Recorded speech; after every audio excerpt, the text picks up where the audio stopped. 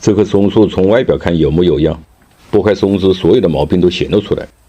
主干过直，缺少变化，枝干上缺少侧枝，而且已经完全木质化的枝干很难逼出不定芽。缺少枝条的地方，只能借助补枝或者是嫁接。对过直的干也要进行破干拉弯。在拆桩前，先定一个基本的造型。从这个黑松的根盘和主干上去观察，有3种比较合适的造型选择。在这个枝上经过嫁接，可以做矮把培育。做成矮把主要是培育的时间过长。除此还可以做成斜杠或者是鹿回头的造型。这2种造型主干的基本方向不会变。可以按照这种造型把不需要的枝，也就是所谓的基枝裁掉。松树出枝一般以车轮子的状态出现，出枝不是越多越好。在早期对松树定枝时，就要进行疏解。枝节上的养分集中，容易形成徒长枝。枝条长出的方向增出过快，容易使节点膨大变形，而且这种枝基本上没有利用价值。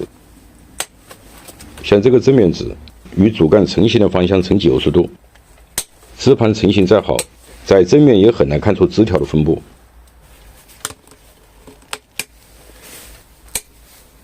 在松树桩材的裁剪中，确定好造型的方向，对这些基枝不要再去做设想，留到最后只会留下很多疤痕。在盆景的造型中，有用的枝除了这些重合的枝，像这种不在基枝范围内的枝，可以稍作加工，在造型中也会有不俗的表现，至少可以增加盆景的沧桑感。啫喱干也是出枝，只是它的表现形式不同，但最好不要刻意去做，要依据松树的整体造型，顺其自然。烧一下使木质变得坚硬，防止它腐烂。松树结可留胶，不能用杂木型的愈合剂。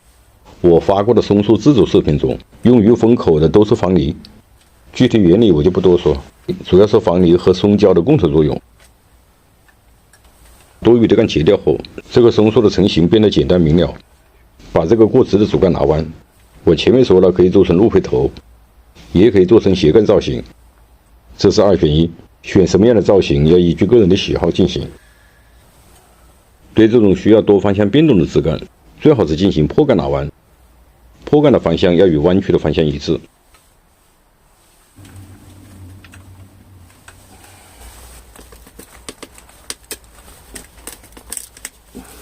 方向不对很难拉弯，也容易使枝干折断。受力点要避开劈层，来回摇动一下，增加它的韧性。像这样干就软了。在操作中不要硬破干前进行到底，小心节点被胀开。用刀慢慢的收通，缠上胶带，把开口密封好。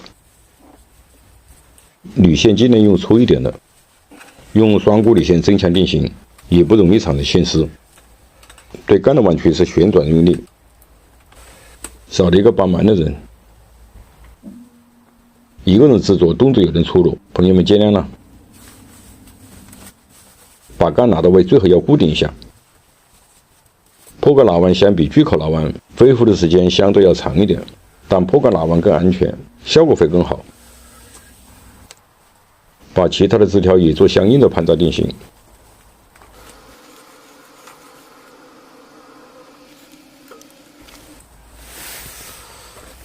这些枝条已经完全木质化，不再指望它出不定芽，可以通过嫁接进行补枝，但最实用的还是就近取枝，让枝干上开槽，将枝条直接靠上去。开槽前要确定好出枝位，开槽的方向与出枝的角度一致，槽的大小与枝条的粗细相当。这样把枝条一次性压进去，不要重复进行，这是靠接重合的关键。用胶带扎紧，枝条不凸出来，愈合会更快。再加一根铝线固定。对制作后的松树缺少养护场地，最好是先补枝，成活以后再定型。把这个枝条抬起来做顶。这个字在节点上出字，出字位不好，暂时做一个保留，先补一个字。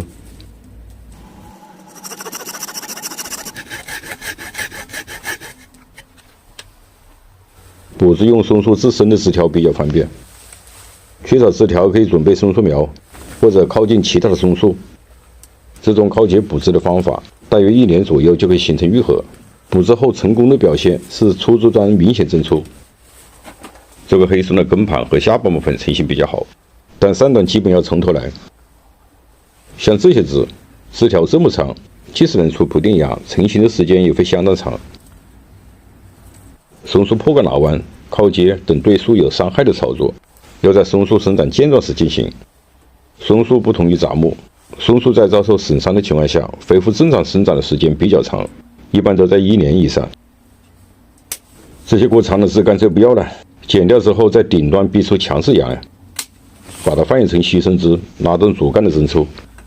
松树在制作后的养护，在伤口没有形成愈合前不能施肥，要放在散射的阳光下养护半年左右，不要对它进行拔针和剪短针叶。裁剪本身就打破了枝干根的生长平衡，再拔掉它的毛就真可能成为舍利了。我是三绝龙茶，感谢您的收看，下期见。